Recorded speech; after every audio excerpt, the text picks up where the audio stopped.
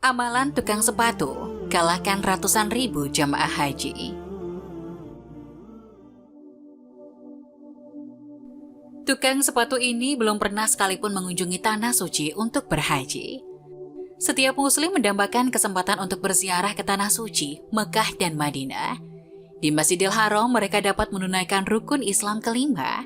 Di Masjid Nabawi mengunjungi makam Nabi Muhammad SAW dan sekaligus mendirikan sholat di Rodah. Keinginan berhaji adalah sesuatu yang baik sekali. Akan tetapi, apabila dalam pelaksanaannya tidak disertai niat tulus demi meraih ridha Allah, maka sia-sia saja. Kisah berikut ini menggambarkan betapa penting keikhlasan dalam menunaikan rukun Islam itu.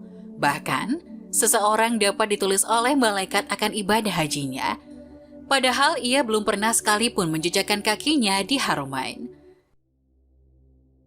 Bermula dari seorang tabi'in, Abdullah bin Mubarak, yang berkesempatan menunaikan haji. Usai melaksanakan semua rukun haji, ulama ini terserang rasa kantuk. Tak lama kemudian ia pun tertidur. Dalam tidurnya, Abdullah bin Mubarak bermimpi mendengar dua malaikat yang sedang bercakap-cakap. Berapa banyak umat Islam yang berhaji pada tahun ini? Tanya sang malaikat kepada malaikat yang lain. 600.000 orang, jawabnya.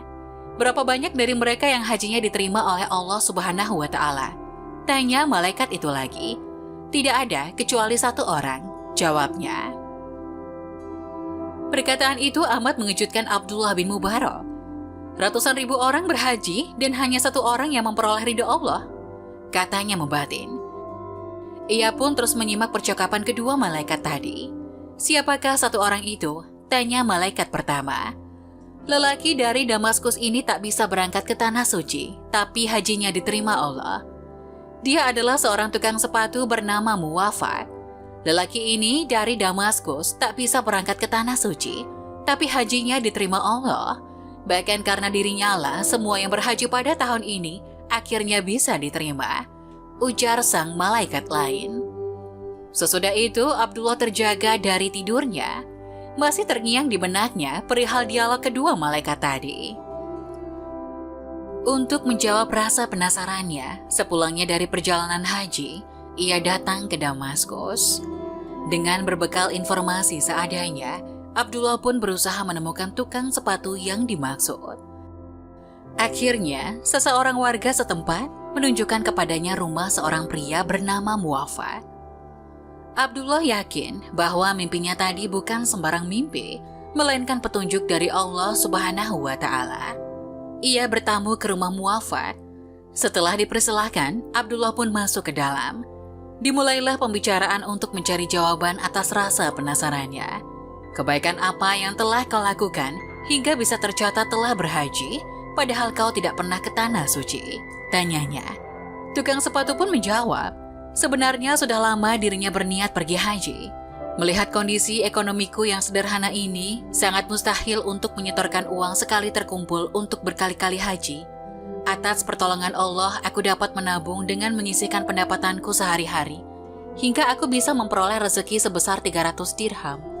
Dengan sejumlah uang tersebut, Muwafaq berniat untuk pergi haji. Istrinya yang sedang hamil pun sudah merestui keberangkatannya ke tanah suci. Sebelum niat itu terlaksana, pada suatu hari istri Muwafaq mencium bau masakan dari rumah sebelah. Karena sedang mengandung, ia tiba-tiba mengidam, merasa sangat ingin masakan itu. Dipikirnya, tetangga pasti memasak sajian yang sangat lezat. Muwafaq pun pergi ke rumah tetangga itu dengan maksud meminta sedikit saja makanan yang baunya tercium oleh istrinya. Karena alasan istrinya sedang hamil, Muwafaq pun yakin tetangganya pasti akan berbaik hati untuk berbagi. Saat menjumpai tetangganya itu, ia terkejut ternyata sang tetangga tak mau memberikan masakannya sedikit pun. Padahal Muwafaq sudah memohon-mohon dengan sangat. Akhirnya tetangganya tersebut menyampaikan alasan yang sesungguhnya. Aku sebenarnya tak mau membuka rahasiaku ini. Rumah ini dihuni olehku dan anak-anakku yang yatim. Mereka sudah 3 hari berturut-turut tak makan, sebab kami tak punya apapun untuk dimakan. Tetangga ini meneruskan ceritanya. Kemudian aku keluar rumah untuk mencari apapun yang bisa kami makan. Saat berada di jalanan, aku pun menemukan bangkai kuda. Bangkai itulah yang aku potong, kemudian kubawa pulang dan kumasak, hingga aromanya sampai tercium oleh istrimu, tuturnya. Sang tetangga menambahkan, karena itu maafkan aku, bagi kami masakan bangkai kuda ini halal karena memang tidak ada pilihan lain. Namun bagimu, masakan ini haram untuk kau makan. Muafak amat sedih mendengarnya, ia pun kembali ke rumah dan menjelaskan hal tersebut pada istrinya. Maka diambilnya dana simpanan sebanyak 300 dirham itu. Dengan persetujuan sang istri, Muafak memberikan uang tabungan hajinya tersebut kepada sang tetangga supaya bisa dibelanjakan bagi anak-anak yatim di sana.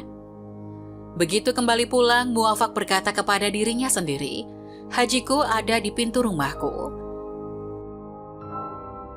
Selesai mendengar cerita itu, Abdullah bin Mubarak pun tercengang. Ia tak menyangka bahwa amal sedekah yang dilakukan sang tukang sepatu bernilai pahala yang sangat besar. Bahkan, nilainya melampaui haji ratusan ribu orang jamaah di Tanah Suci. Teringatlah ia akan surat Al-Baqarah ayat 200. Dan mereka bertanya kepadamu Muhammad mengenai anak-anak yatim. Katakanlah, memperbaiki keadaan anak-anak yatim itu amat baik bagimu. Dalam sebuah hadis, Rasulullah SAW bersabda, "Barang siapa meletakkan tangannya di atas kepala anak yatim dengan penuh kasih sayang, maka untuk setiap helai rambut yang disentuhnya akan memperoleh 1 pahala, dan barang siapa berbuat baik kepada anak yatim, ia akan bersamaku di jannah."